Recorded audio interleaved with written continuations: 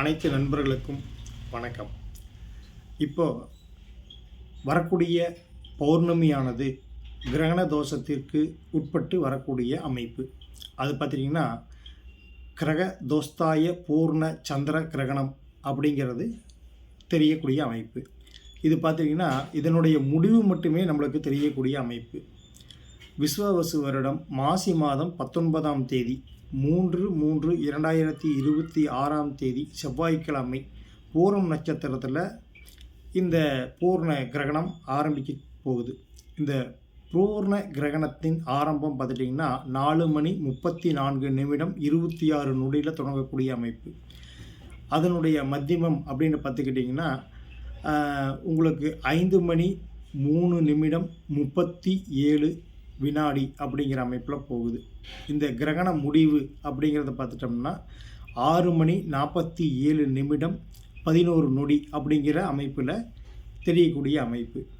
இதை பார்த்துட்டிங்கன்னா நம்மளுக்கு இந்தியாவில் குஜராத், ராஜஸ்தான், மகாராஷ்டிரா இந்த மாதிரி பகுதிகளில் தெரியறதுக்கூடிய வாய்ப்புகள் கம்மி. மற்ற பகுதிகளில் முடிவு தெரியும் அப்படிங்கிற மாதிரி சொல்லியிருக்காங்க.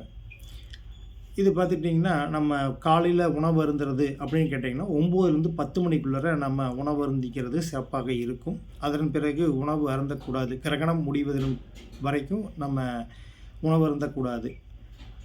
அப்படி இருந்தோம்னா நம்ம டைஜஸ்ட் பிரச்சனைகள் வரும் அப்படிங்கிற மாதிரி ஒரு புரிதல், சரிங்களா? அதனால தான் அந்த கிரகண நேரம் ஆரம்பிக்கும்போது டைஜஷன் பிரச்சனை வரும்.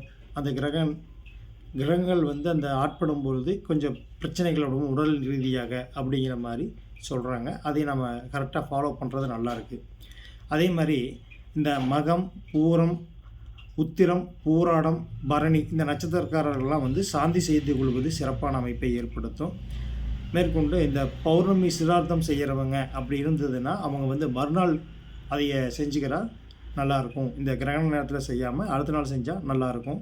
அதே மாதிரி மகப்பேறுக்காக வீட்டில் இருக்கும் பெண்கள் இந்த கால நேரங்களில் காலையில் 8 மணிலேருந்து 9 மணி அதிகபட்சம் 9:30க்குள்ளார உணவு அருந்தி முடிச்சிட்டாங்கன்னா அதுக்கப்புறம் அவங்க உணவு அருந்த வேண்டாம். 8 மணி வரைக்கும் உணவு அருந்தாமல் இருந்தாங்கன்னா சிறப்பாக இருக்கும். மேற்கொண்டு இந்த கர்ப்பிணிகள் அவங்க வீட்டுக்குள்ளாரையே இருக்கிறது சிறப்பாக இருக்கும். வீட்டை விட்டு வெளியில் வர்றது, ஏதாவது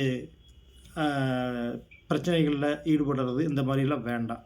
அது கொஞ்சம் தவிர்த்துக்கிட்டாங்கன்னா நல்லாயிருக்கும். வீட்டுக்குள்ளாரியே அமைதியாக இருந்துட்டு இறை வழிபாட்டை மேற்கொண்டு இறை துதியை நாமத்தை ஜபித்து கொண்டு இருப்பதனால் நல்ல விதமான குழந்தை பேறு கிடைப்பதற்கு அருமையான வாய்ப்புகள் ஏற்படும் அப்படிங்கிறத சொல்கிறோம்.